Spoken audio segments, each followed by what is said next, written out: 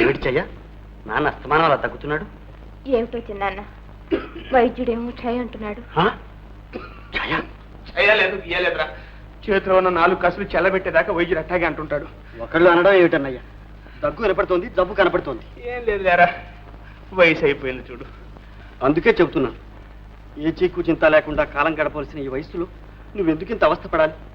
అహోరాత్రాలు ఆ కొలివి దగ్గర కూర్చుని చెమట వచ్చి కండలు కరగ తీసుకుని నువ్వు డబ్బు పంపుతూ ఉంటే నేను అక్కడ హాయిగా చదువుతూ కూర్చోను. నా వల్ల కాదన్నయ్యా, నేను ఈ చదువు మానేస్తాను.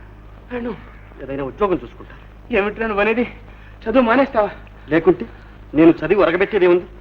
చదివి ఏం వరగబెడతావో నాకు తెలియదు, కానీ చదవనందువల్లనే నేను ఈ స్థితికి వచ్చానురా. అందుకే నిన్ను చదివిస్తున్నాను.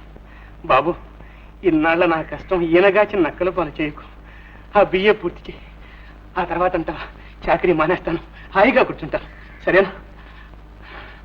అమ్మా జయ, ఈ గొడవల్లో మర్చిపోయానమ్మా, బాబాయికి దిష్టి తీయించావా? అదొక్కటే తక్కువ.